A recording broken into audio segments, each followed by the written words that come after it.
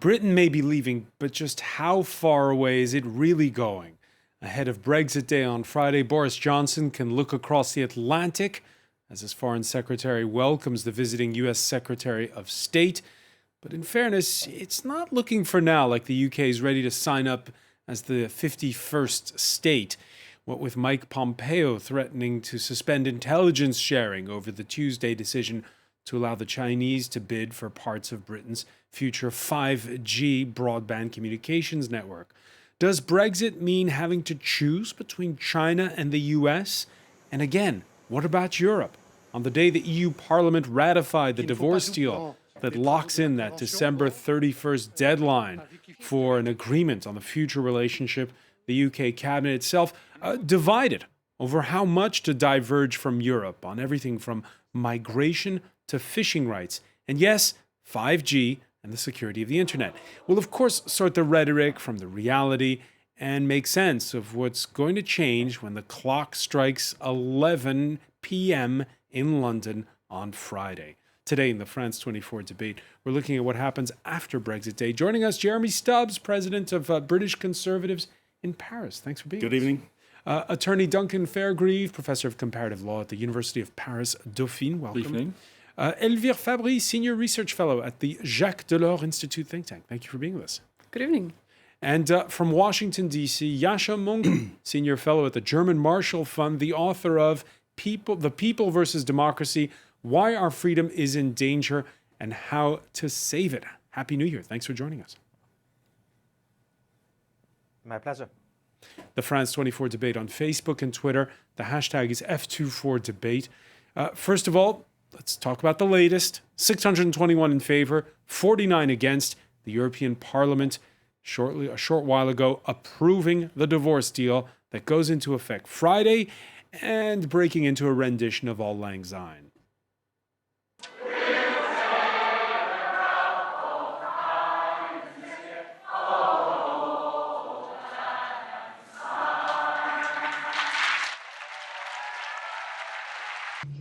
I'd like to say to those colleagues who will be leaving us, because this is their last plenary sitting, that we are very grateful. And I'd like to say that we truly appreciate all the work that you have done over the last few years.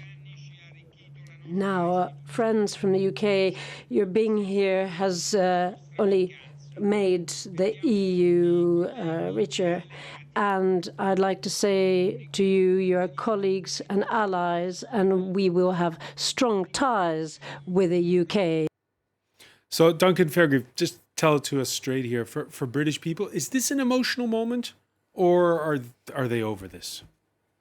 I suppose which side depends on which side of the argument you're on. I mean, maybe it is for both the sort of pro-Brexit and pro-Remain side of the argument. I mean, it's the end of a long period of very close cooperation with the EU.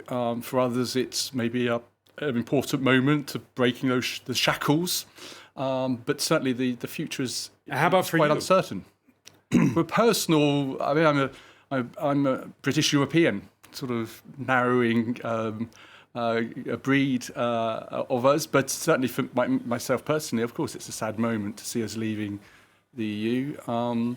Let's hope we manage to forge constructive collaboration, cooperation going ahead. A sad moment for you too, Jeremy Stubbs? Certainly a significant moment, but it has to be said that there is something good about this, which is at least we're out of the terrible confusion and uncertainty that reigned throughout last year. So whatever happens now, it can only be better than what we lived through. And I don't think that this departure means that there will be no more relations whatsoever between the United Kingdom and the European Union. That is absolute nonsense. Those relations will remain, and we've got to be here to prove it. And the question now is how much you diverge. Exactly. And we're waiting to find out, because the government doesn't really want to tell us everything yet. Government doesn't want to tell us everything yet. We haven't had a reshuffle. Is that what's next on the agenda?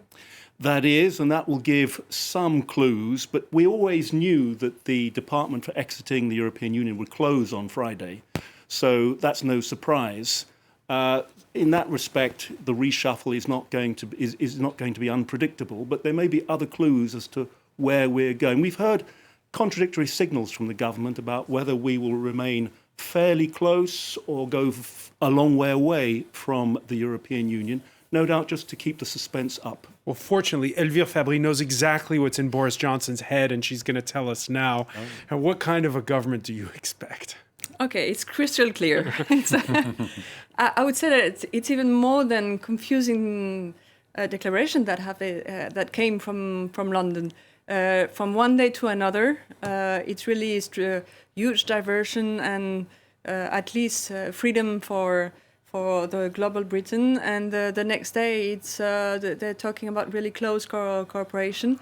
I think, we have 24 hours of peaceful moment, a sad moment when we see those images. It's hard. It's a painful moment. And then past tomorrow, we will be faced to. First, we will be expecting to have some clarity coming from Boris Johnson cabinet, and hopefully we won't have to wait too much because we need to have that sort of initial signal on divergence. On the other side, on the side of the Europeans, they've been building for the past 10 days a sort of framework to try to put already some guidelines on the possibility to diverge from the EU, and how it could. And at the center of that framework, they have really settled all the muscle of the level playing field issue, which will be the key element to move on in the negotiation. To move on in the negotiation, Yasha Monk, how do you feel about watching those images of the last day on the job for those 73 UK members of the European Parliament? Well, personally, I certainly feel very sad. I was born and raised in Germany. I've lived in France and Italy for parts of my life, but I went to college and the first part of my graduate school in England. I've spent some years living in London. I have dear friends in that place. And for me, it was always taken for granted that I could go and live in that country with my good friends if I so chose, that there was this natural connection between the European continent and the United Kingdom. So for me, this feels personal and feels very sad. I think a lot of people have already said in this discussion the main point, which is tomorrow does not, in fact, settle anything. The real work is ahead. There's still a lot of decisions to be taken about how close the alignment between Britain and the European Union will be on a whole set of issues in the end. I must say that I'm very cautiously optimistic on that. I think the way to understand Boris Johnson is that he sees Brexit as a kind of cultural revolution that needs to get done in order to signal the way that he's taken on the political establishment, the way that he is an outsider, the way that he is bringing back sovereignty to Britain. But I don't actually think that he is averse to quite close cooperation with Europe on a number of things. But of course, any agreement will have to be actually coordinated between London and between all the other EU member states. He will have to try and keep on at least part of the far-right Eurosceptic fringe within his own party.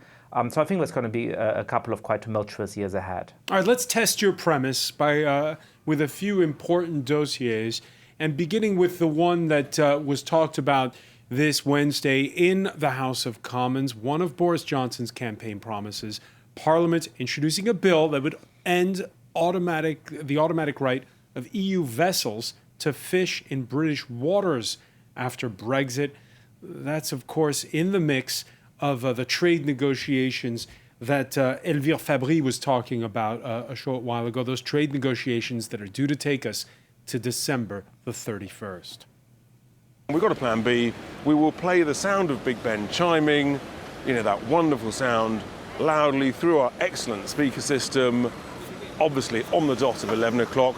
And there'll be... All right, that was the wrong element there. We'll try to play the sound bites because, the fishermen who if this bill is passed, will, for the first time in a long while, have sovereign rights over their waters and will be able to bar the rest of Europe from fishing there.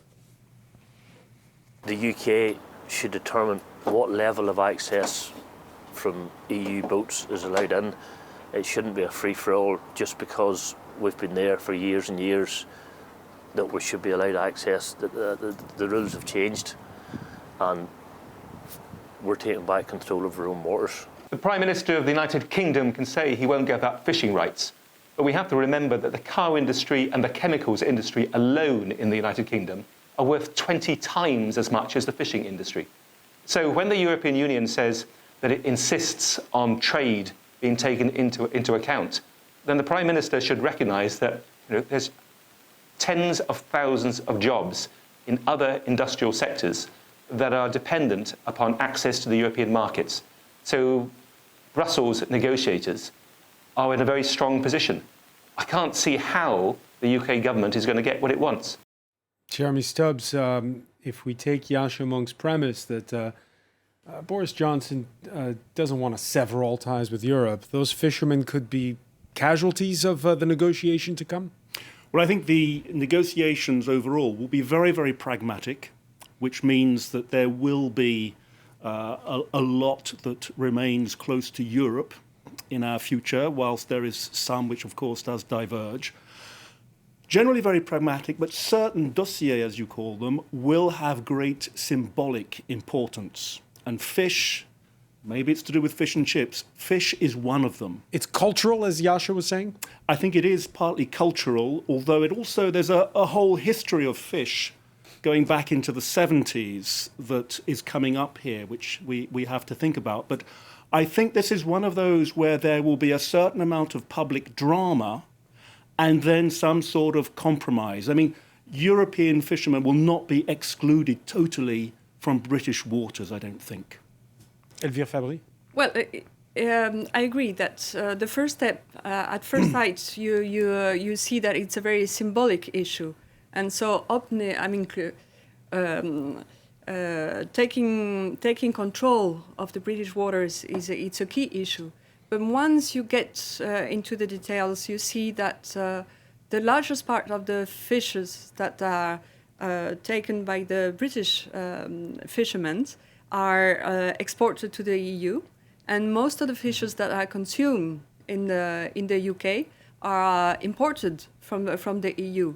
And that so here's the interesting bit on that, which is if you're a fisherman who processes your own fish, you voted Remain. If you're a fisherman who sells raw fish, you voted Leave. Yes, there's some different interests in between in the British fisherman community, and but that shows that it's going to be a complex issue, and there's some interdependence between the two markets, and that it could lead to some more pragmatic approach down the road. Duncan Ferguson? Well, I agree with what's just been said. I mean, the picture is quite complicated, even in iconic areas like fisheries. But when you multiply that right across the whole product areas, as was just mentioned in the clip, I mean, think about maybe less glamorous iconic areas, chemicals industry, pharmaceutical, and then we get into car making, etc., where the need of access to the European market is hugely important, and where the supply chains are such that the components are going backwards and forwards, elements of so that I think the discussions are being extraordinarily complicated. It's a very technical area. It's an extraordinarily technical area. I think just pharmaceuticals. They're going to be extraordinarily technical, as you say. But Yasha Monk, let me put this to you, because we now kind of have a sense of this after 3.5 years. When it comes to an issue like fishing, on social media, everyone's going to be revved up. Look, we come on TV and pretend to know everything about everything. I know very little about fishing, I must admit. But look, I think what Boris Johnson has brilliantly shown in the last year is to what extent this is a cultural war rather than a substantial war. I mean, there wasn't that much daylight. There were some important differences, but there wasn't that much daylight between Theresa May's deal which was rejected by the House of Commons, and Boris Johnson's deal, which was ultimately accepted. So what I expect is that there will be moments of high drama and crisis over the course of the next year. It may be about fishing, it may be about something completely different. And Boris Johnson will say, no, I completely reject this offer. This is utterly unacceptable. And then behind the scenes, they'll negotiate something which is, largely similar to what they had before, but makes a couple of differences. And then he'll go to the British public and sell it as a great victory. And I think that shtick seems to work, because I think that the issue of Brexit is actually, to a large extent, symbolic for a lot of people who are not in the policy weeds about fishing any more than I am. And so I expect that sooner or later, probably with some more delays, there will be a substantial agreement on trade between Britain and the European Union on fishing and on everything else. There will be an agreement at the end of the day. Is there? Do you share that optimism, Elvire Fabry? I think it's going to be a little more complex than that because we heard the Irish Prime Minister this week warning of a second cliff edge. The cliff edge, yeah. Well, the cliff edge is there at the end of the year 2020. So we know that we have very little time, and we know that we will have to discuss again the necessity of an extension. In between then, once again, the main issue is going to be how the EU intends to preserve the level playing field between the UK and the single market.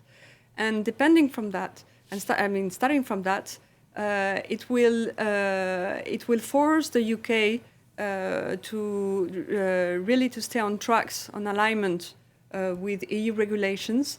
And it's going to be very hard to see how to manage with a sort of differentiated alignment or divergence. That's the main issue. And the issue may not be to try to differentiate between sectors in trade goods. It will be more an approach of blocks and all goods. And the main contentious issue is maybe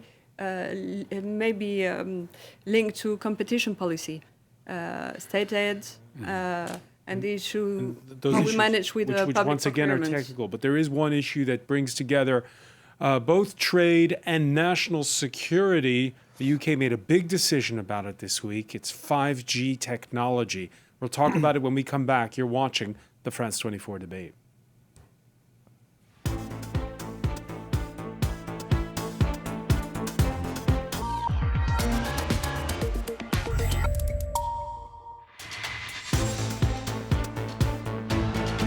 Welcome back, or welcome if you're just joining us. It's the France 24 debate. We're looking at Brexit Day this Friday and beyond as the UK gets set to define its future relationship with the European Union. The first indication, as was stated by Jeremy Stubbs, president of the British Conservatives in Paris, will come when Boris Johnson reshuffles his cabinet some point soon, we expect. Attorney Duncan Fairgrieve is with us as well, professor of comparative law at the University of Paris Dauphine. Elvire Fabry, senior research fellow at the Jacques Delors Institute here in Paris. And from Washington, we're joined by Jascha Munk, senior fellow at the German Marshall Fund, author of The People versus Democracy, Why Our Democracy is in Danger and How to Save It. Yeah, there's the case of 5G. The United Kingdom making its decision Tuesday to allow Huawei in for the building of its next generation high-speed broadband networks. This over the objections of the United States, worried about the Chinese infiltrating national security. Sam Bradpiece has more. Compromise. Is Huawei a security risk? The UK government has said it would allow Huawei to help develop 5G infrastructure in the country, but that its involvement would be limited to 35% of the market share. The company will not be allowed to supply sensitive core parts of the network and is banned from operating at nuclear and military facilities. It is of course essential that these new networks are secure and resilient. That is why the government has undertaken a comprehensive review of the supply arrangements for 5G and full fibre networks. We would never take decisions that threaten our national security. The government's decision was aimed at keeping the US and China happy. Trade deals with both countries will be essential for the UK post-Brexit. The US said it was disappointed at today's decision. Last week, Robert Strayer, a US government official, explained to France 24 that Huawei poses a security threat because of its links to the Chinese government. So they will do exactly what the intelligence and security services want in China when it's at their advantage to do so. Beijing and Huawei have repeatedly rejected charges of espionage. In a statement, the company welcomed the British government's decision. This evidence-based decision will result in a more advanced, more secure and more cost-effective telecoms infrastructure that is fit for the future. It gives the UK access to world-leading technology and ensures for a competitive market. While Nokia and Ericsson are also involved in the development of the UK's 5G network, the telecoms industry had warned that banning Huawei outright would have cost the country billions of dollars and delayed the rollout of 5G. Now, Yasha Monk, the U.S. Secretary of State, has landed in London. Mike Pompeo, who last Sunday issued the following tweet: "The UK has a momentous decision ahead on 5G. British MP Tom Tugendhat gets it right. The truth is that only nations able to protect their data will be sovereign." Note the use of the word sovereign. And yet, Boris Johnson, Yasha, shrugging off that pressure. And it seems as though the European Union is very much aligned with the UK position. Well, it is a little ironic, isn't it, for a country to leave the European Union because it is so concerned about its sovereignty, but then to essentially allow the Chinese government to access the data of all of its citizens when they're trying to communicate in private. I have to say I don't agree with the Trump administration on very much. I do agree with its position on this particular thing, which is shared more broadly in the United States and in many security circles in Europe. I think Europe will at some point have to wake up to the serious way in which it is open to blackmail and compromise by authoritarian countries from Russia to China. And we're stumbling into a situation in which we will essentially be dependent on the goodwill in Moscow and Beijing for a very long time to come. But both the UK and the EU say both the UK and the EU say that it's only it's not for the core components of the 5G network that Huawei will be allowed to operate. Yeah, and the relevant security experts say, and I am not in a position to assess it for myself, but this appears to be the position of the biggest expert in the field, that you cannot cordon those two elements off from each other as much as they say. So this is a face-saving exercise to say, we're making sure that there isn't actually a way to infiltrate the core network, but I'm rather skeptical about the possibility and the technical feasibility of doing that. Jeremy Stubbs, there was that campaign promise by Boris Johnson to bring broadband to every British household by the year 2025. Is he taking the security concerns expressed by Yasha lightly in order to make good on that promise? No, although I agree he needs to make good on that promise, and some contribution from Huawei seems to be inevitable. On the other hand, the arrangements as they stand mean no more than 35%, and that will be reduced as years go by. The arrangements have been approved by GCSE, by the National Cybersecurity Centre, by MI5, the Secret Services. Damn it, James Bond has approved this. So, on the other hand, I think there is a clear message. There is a clear message here, which is that everyone's expecting Boris Johnson to line up with the Americans or to line up with the Europeans or to do the bidding of China in some way. The message here is the United Kingdom does not exist simply to please other nations. And I think that message is going to be clearer as days go by. Duncan Fairgrieve? I think this is illustrative, nonetheless, despite what Jeremy said about the difficulties that the UK government's going to find in the future. I mean, there's going to be finding that right line between different superpowers' interests. I think my view is that will be more difficult by ourselves, the UK, than in the past when we were part of a bigger group. And I agree with what Jimmy said. It's true that the Huawei deal was scrutinised by the relevant agencies, security, etc. That's absolutely true, and that safeguards have been included. The 35% labelled as a high-risk vendor, etc. But nonetheless, one just gets a little creeping feeling in this dossier that that there is a sacrificing of certain elements to be seen as taking a middle road. Because let's face it, Elvire Fabry, the Huawei technology is cheaper than, say, its European competitor Nokia. So is Yasha Monk right that we're downplaying the security risk? Yes, the price is a key element in this debate. But I would say that beyond the security issue in itself, what is interesting is to see the coincidence between the European decision taken today and presented today, that the EU has adopted its toolbox on the G5. And what is interesting is to see precisely how the 27 succeed to coordinate themselves. It has been quick. I mean, the objective was adopted by the European Council last spring. And it's requesting the member states to implement the guidelines by the spring now to 2020. And the feeling that you have is that the shield that this is building against U.S. pressure is a little stronger than on the UK side, and obviously. It's interesting to see, as you just mentioned, to see how Boris Johnson took some distance with Washington, as on the digital tax. Yeah, let's talk about the digital another tax. stone.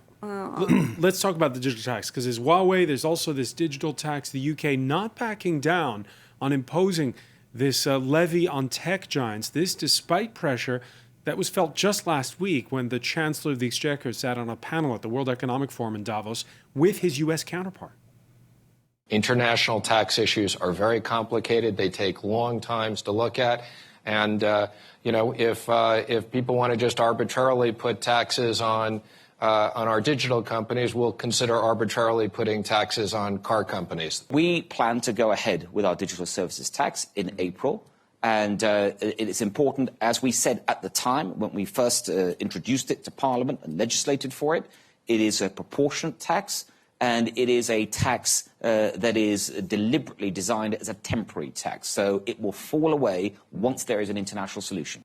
And could we find ourselves in the position where the UK has taken more of a stand than France, which last week announced for the time being it was suspending its own digital tax? Because the objective for France is really to succeed to have an international regulation on the issue and to bring the more countries it can at beyond with the OECD negotiation. But I think it's interesting to see that once again. It shows that the UK intends to have really its own strategy autonomy.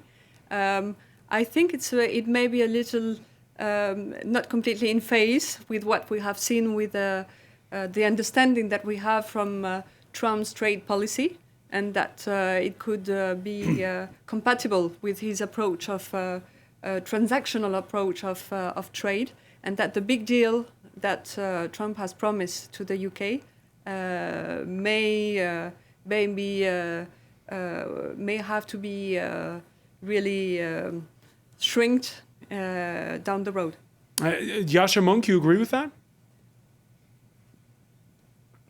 Well, look, I think let's go to the big picture here, because I'm a little afraid that we're getting bogged down in detail. So the first big picture item is it is absolutely important that we regulate the global economy properly in terms of tax. And while it's very nice to have a French position, which is to say it would be ideal to have international solutions to make sure that digital services are taxed properly, that companies can't say that all of their profits come from intellectual property, which is hidden in a few tax havens. and use all of the other kinds of tax loopholes. The reality is that if we're going to wait for an international solution, we'll never get there.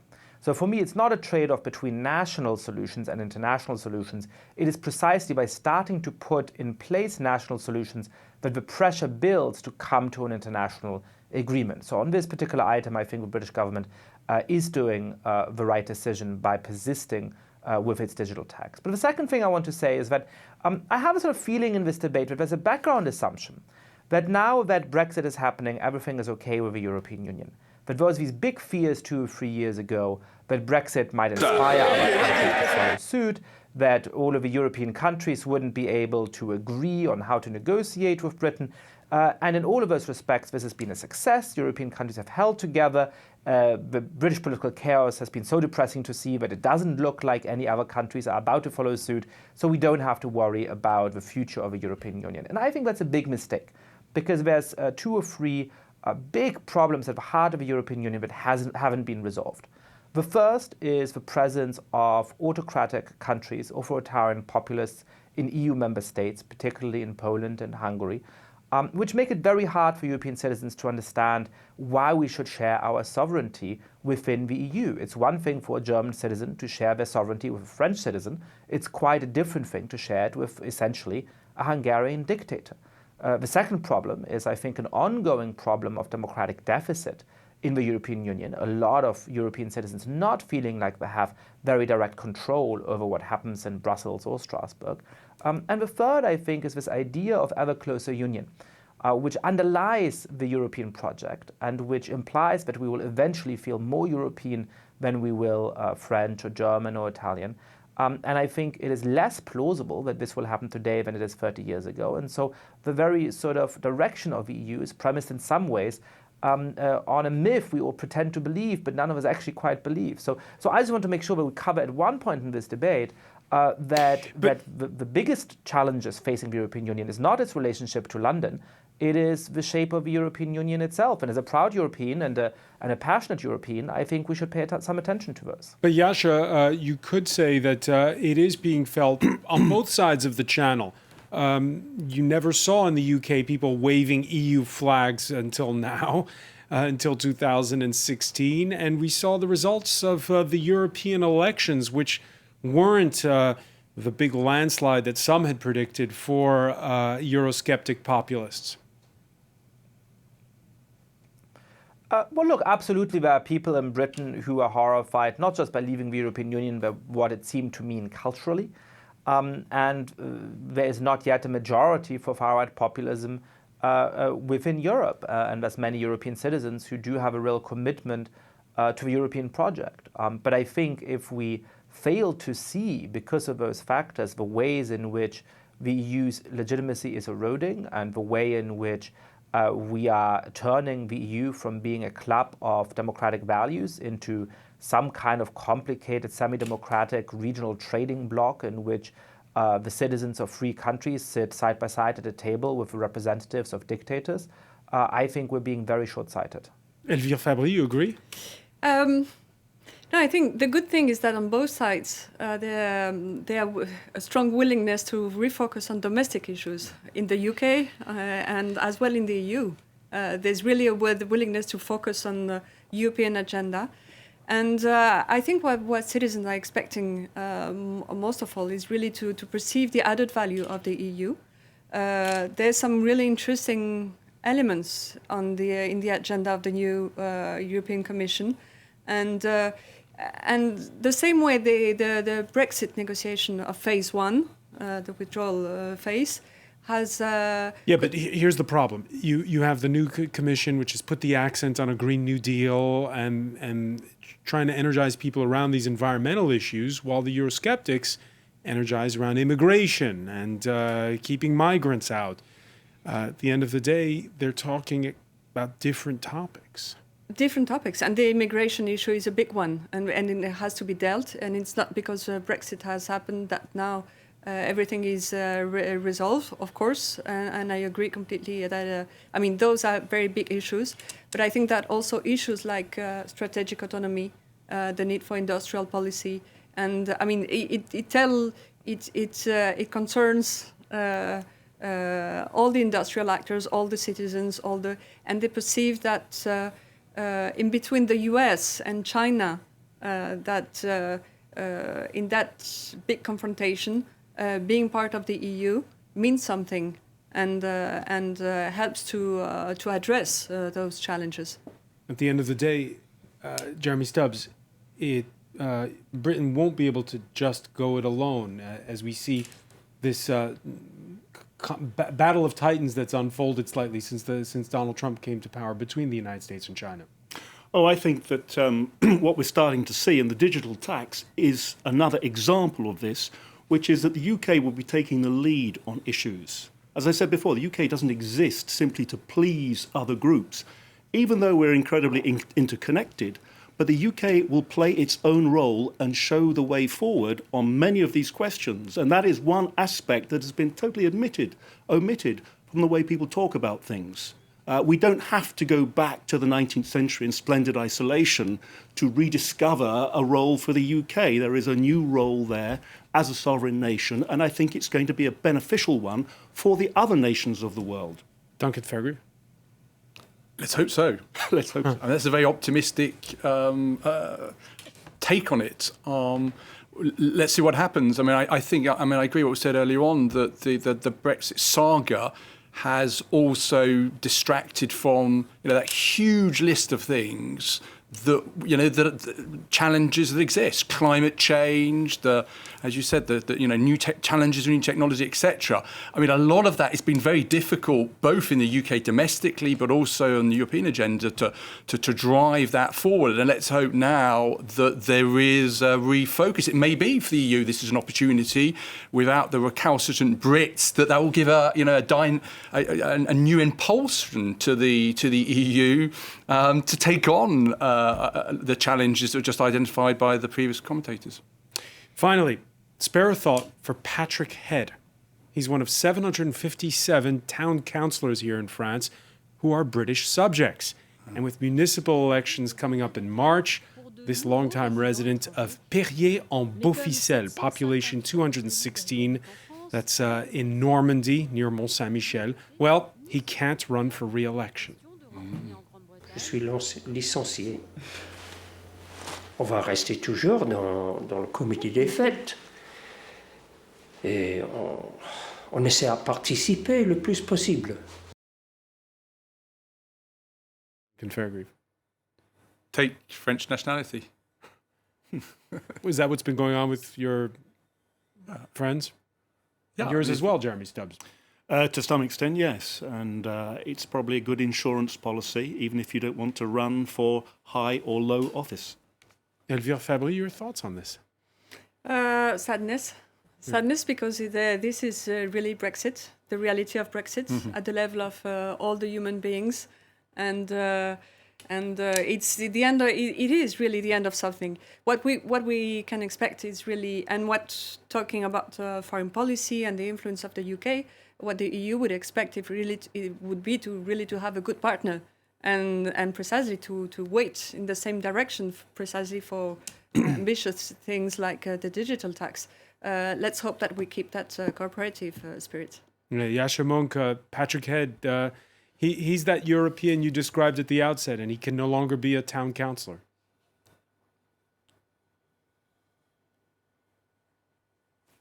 Our story, the big movie that was on Netflix last year, a couple of weeks ago. Sometimes the story of a divorce starts off very friendly and becomes very sour. Let's hope that this is the inverse, and we started off quite sour after 2016, and let's hope that we will become very good friends between Europe and the United Kingdom in divorce. Yasha Monk, many thanks for joining us from Washington. I want to thank Jeremy Stubbs. I also want to thank Duncan Fairgrieve, Elvire Fabry. Stay with us. Media Watch is next.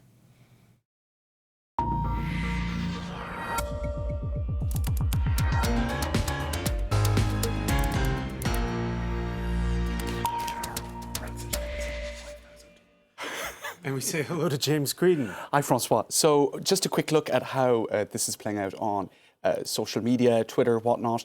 Lots of sort of key moments in the European Parliament today that were sort of loaded up online, some of them featuring Nigel Farage, we love Europe, we just hate the European Union. And it's not so much the words that became viral, but the fact that Union Jacks were being sort of flapped about quite enthusiastically.